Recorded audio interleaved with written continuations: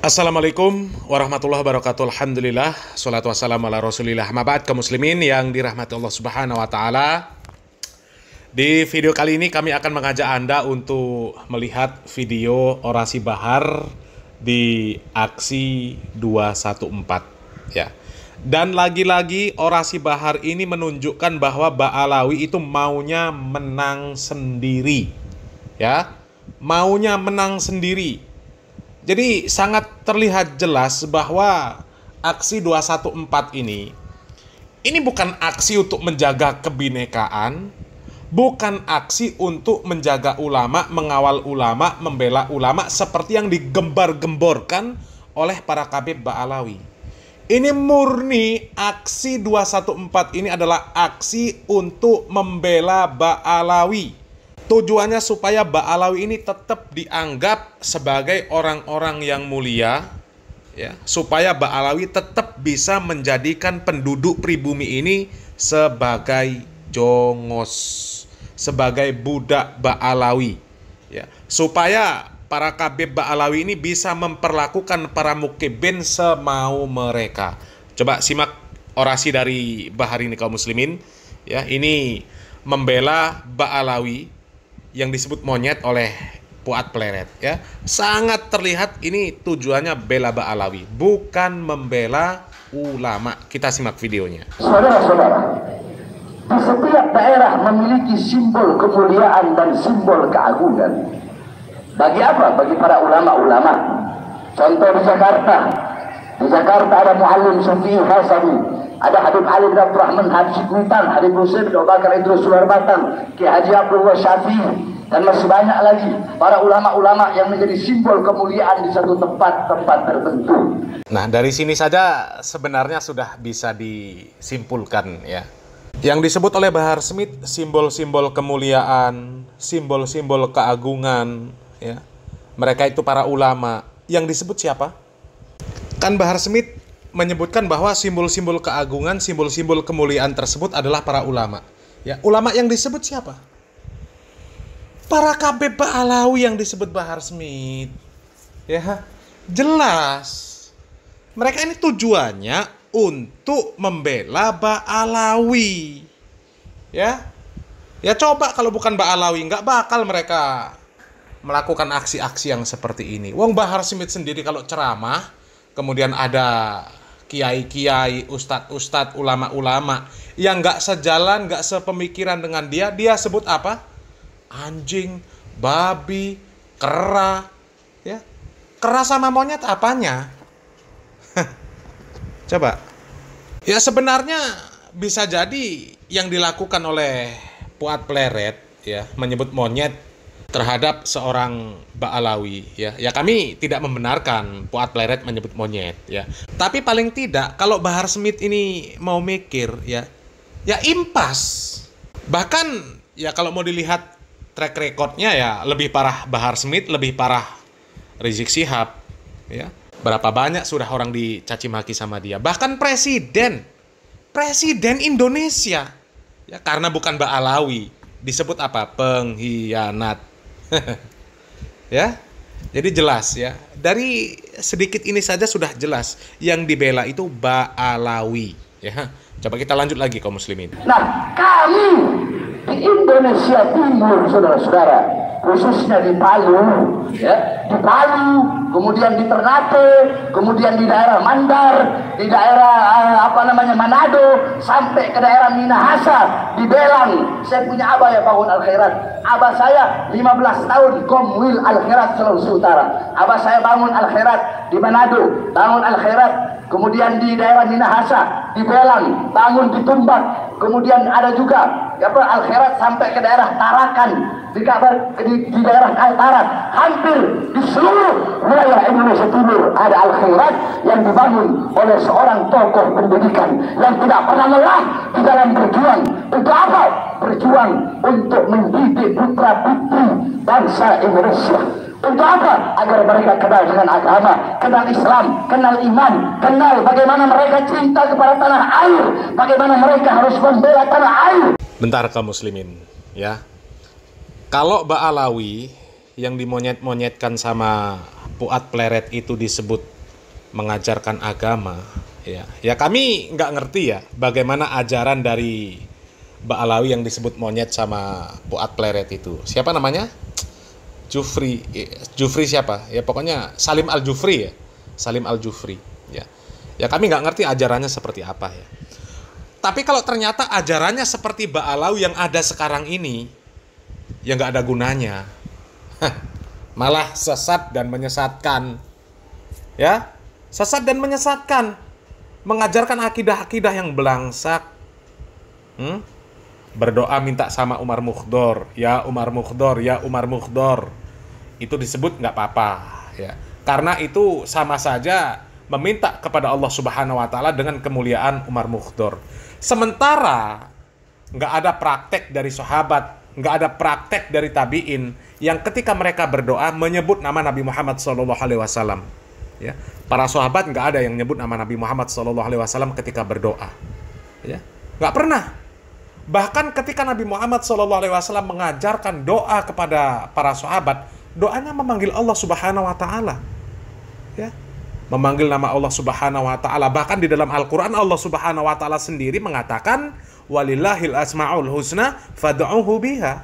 Diperintahkan untuk menyebut nama-nama Allah Subhanahu wa Ta'ala yang baik, yang mulia. Nggak ada perintah berdoa untuk menyebut nama Nabi Muhammad SAW. Ya, kecuali untuk bersolawat beda lagi. Ya. Tapi nggak pernah ada praktek dari para sahabat ketika berdoa menyebut ya Muhammad, ya Muhammad. Nggak. Ya. Begitu juga dengan para tabi'in, nggak ada yang nyebut ya Abu Bakar, ya Umar, ya Utsman, ya Ali, nggak ada. Ya, kalau alasan Mbak Alawi, ya boleh menyebut Umar Mukhdor karena beralasan Umar Mukhdor itu mulia. Muliaan siapa dengan Nabi Muhammad SAW, dengan para sahabat, dengan para tabi'in, dengan atba'ut tabi'in? Muliaan siapa? Coba. Oke lah, mungkin para sahabat bukan ahlul bait. Ya, oke. Ya, karena Mbak Alawi ngeklaim mereka zuriat Nabi. Ya. Pernah nggak para sahabat berdoa menyebut Fatimah radhiyallahu taala anha? Ya Fatimah, wa ya Fatimah. Ya. Nggak ada. Ya Hasan, ya Husain. Nggak ada. Nggak ada. Hah?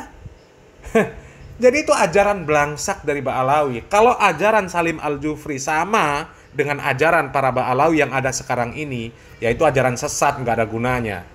Ya, nggak ada gunanya. Ajaran sesat lagi menyesatkan.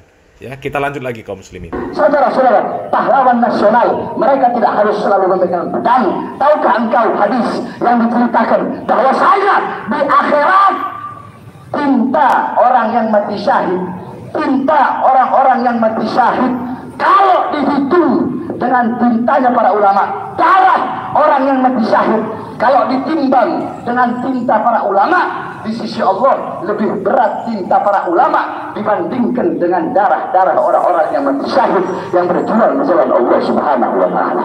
Nah, Habib Idrus, beliau berjuang dengan pena, beliau kepanasan, kehujanan, pagi, siang, sore, malam berdakwah, naik kapal dari kapal ke kapal, dari kampung ke kampung, berjumpa dengan raja-raja. Ada yang beliau masukkan Islam, beliau kawin dengan pribumi-pribumi setempat. Saudara-saudara, kita di Indonesia, kalau berbicara etnis, ada Arab, ada India, ada Cina, semuanya orang-orang zaman dulu yang berdagang, mereka yang berdagang, orang-orang Cina ada yang kawin dengan pribumi Indonesia, betul? Betul. Orang-orang India ada yang kawin dengan pribumi Indonesia, betul? Orang-orang Arab ada yang kawin dengan pribumi Indonesia, betul? Nah, orang-orang Belanda ada juga yang kawin dengan pribumi Indonesia, betul? Jadi jangan sok paling ngomong pribumi. Saudara-saudara, saya Pak Arwin Smith, di dalam tubuh saya dari pihak bapak saya ada darah Sangir Bangan itu, darah Ternate. Dah ya. Jadi sebenarnya kalau kita tarik kesimpulan ya, dari yang terakhir ini saja, video Bahar terakhir, potongan terakhir yang kita putar ini saja sudah jelas mereka itu maunya menang sendiri. Mbak Alawi itu maunya menang sendiri, ya. Bahar Smith mengatakan, ya kalau berbicara masalah etnis, Indonesia ini ada kok pendatang-pendatang dari Cina, dari Arab, dari India, Ya, ya memang ada, bahkan banyak. Ya bukan itu saja, mungkin datang dari Inggris ada kok dari Inggris ya, dari Amerika juga ada ya. Kebetulan kami juga ada tahu di sekitar tempat tinggal kami itu ada orang Amerika dapat orang Indonesia, ya pendatang dari Amerika dapat orang Indonesia, ya orang Cina yang ada di Indonesia dapat orang asli Indonesia, ya ada orang India, orang Arab ada, memang ada. Ya, cuma yang jadi masalah kelakuan mereka nggak sama dengan Ba'alawi. Itu yang jadi masalah. Ya, mereka nggak ada merasa mereka ini lebih mulia daripada penduduk pribumi, nggak ada. Ya, mereka mau laki-laki mau perempuan, ya dapat orang-orang pribumi, mereka nggak ada yang merasa lebih mulia, nggak ada. Nggak ada. Ya, beda dengan orang-orang Ba'alawi. Kalau Ba'alawi kan merasa lebih mulia daripada semuanya, daripada penduduk pribumi, ya bahkan merendahkan pribumi. Ulama disebut pengawalnya para Ba'alawi, ya yang ngeklaimnya kan ahlul bait, ngeklaimnya kan keturunan Nabi, disebut para ulama pengawal keluarga Nabi, ya padahal nggak terbukti keluarga Nabi, keluarga dari mana, ya menyebutkan bahwa menjadi Habib lebih mulia daripada menjadi ulama. Habib yang bodoh, Habib yang gila, Habib yang ahli maksiat tetap lebih mulia daripada ulama yang bukan Habib.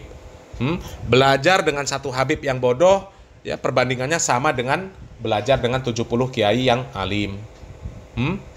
Coba, tugas ulama menjaga para habaib, mengawal para habaib. Coba. Ya. Bahkan pendatang-pendatang yang disebutkan Bahar dari Arab, dari India, dari Cina, ya, dan kami tambahkan lagi mungkin dari Paris, Perancis, Amerika dan sebagainya. Mereka nggak ada yang merasa bahwa kasta mereka itu lebih tinggi daripada yang lainnya, nggak ada. Ya, sehingga ada aturan, ya perempuan kalau dari kalangan kami tidak boleh dinikahi oleh orang-orang pribumi. Hah? Kalau ada yang berani menikahi, nikahnya nggak sah. Ya, amal ibadahnya nggak akan diterima oleh Allah Subhanahu wa Ta'ala selama-lamanya sampai dia bisa mengembalikan keperawanan wanita yang dia nikahi. Nggak ada yang mereka seperti itu, nggak ada. Kalau Ba'alawi ada, Ba'alawi memang seperti itu. Yang berani menikahi, apa istilahnya, Habibah, apakah Syarifah, apa-apa, maka nikahnya tidak sah selama-lamanya. Amal ibadah yang dia kerjakan seumur hidup nggak diterima oleh Allah Subhanahu wa Ta'ala sampai dia bisa mengembalikan keperawanan dari Ba'alawi perempuan tersebut. Kalau dia menikahi Ba'alawi perempuan, Rasulullah marah, Fatimah marah, ya keluarga Nabi semuanya marah. Itu aturan dari mana? Aturan dari mana? Ya cuma Ba'alawi yang merasa seperti itu, merasa suci, merasa tinggi, ya. Sementara kalau Ba'alawi bebas, mau nikahin siapa saja boleh. Bahkan pernah disampaikan oleh Profesor Manahem Ali, ya profesor apa doktor itu, Manahem Ali, ya. Di Madura itu banyak kasus orang-orang Ba'alawi minta istrinya para mukibin, kalau cantik diminta, disuruh ceraikan. Dan itu bukan hanya 1-2 kasus, kata Profesor Manahem Ali. Banyak kasus. Ya, coba. Kelakuan Ba'alawi seperti itu. Ya, kelakuan Ba'alawi seperti itu. Yang musibahnya, kok ya masih ada yang mau jadi mukibin, masih tetap ada yang mau jadi mukibin. Ya. Itu kan doktrin-doktrin yang sesat dan menyesatkan. Dan aksi-aksi yang digelar oleh Ba'alawi seperti ini kok masih didukung sama mukibin. Padahal mukibin ini kalau Ba'alawi berkuasa jadi jongos sudah. Jadi jongos, jadi pelayannya Ba'alawi. Ente kalau Bahar ini berkuasa, Bahar dan kroni-kroninya berkuasa, ente ini jadi pelayannya Bahar, mukibin. Ya. Kalau ente nggak tahu, ente bakal jadi pelayannya Bahar Semit, pelayannya Wan Sehan, pelayannya ya orang-orang yang mereka sebut majedub, ya orang-orang gila yang dianggap mereka wali. Ya kalian jadi pelayannya mereka nantinya. Jadi pelayan Habib Tabat Siaba. Ya. Ya jadi pelayan-pelayan seperti itu. Ya pelayan orang-orang seperti itu. Lah kok Mukibin masih juga mau menghambakan diri kepada Mbak Alawi? Musibah kaum muslimin ya. Jadi aksi ini aksi bela Mbak Alawi, bukan aksi bela Bhinneka, bela apa Pancasila, bela ulama, bukan. Ini aksinya aksi bela Mbak Alawi ya. Kalau aksi bela Pancasila, nggak mungkin Bahar Smith itu di mimbar menyebut Prabowo presiden pengkhianat, Jokowi banci, nggak mungkin ya. Kalau bela ulama, nggak mungkin juga Bahar Smith menyebut ulama-ulama, ustadz-ustadz, kiai-kiai yang nggak sejalan dengan Bahar Smith. Oke lah, anggap saja maksiat ya. Tapi kan nggak pantas disebut monyet, babi, anjing, kan nggak pantas. Belajar dari mana Bahar Smith ini? Ya, ini mereka belum berkuasa loh Mukibin. Ya, coba dipikir Mukibin. Ini para Mbak Alawi belum berkuasa. Coba kalau sudah berkuasa. Coba kalau sudah berkuasa. Ya, akan lebih parah mulutnya si Bahar menyebut orang-orang pribumi yang berbuat salah. Ya, akan lebih parah lagi. Mereka belum berkuasa saja sudah berani menyebut, anjing, babi, kera bersorban, bangsat. Hah? Sudah berani, belum berkuasa. Apalagi kalau Mbak Alawi ini berkuasa. Mau dijadikan apa pribumi ini? Jongos. Ya, belum berkuasa saja mereka sudah bisa membuat pribumi mencium kaki mereka, minum bekas minuman mereka, makan bekas makanan mereka, ngemut bekas siwak mereka. Sudah bisa. Apalagi kalau mereka berkuasa.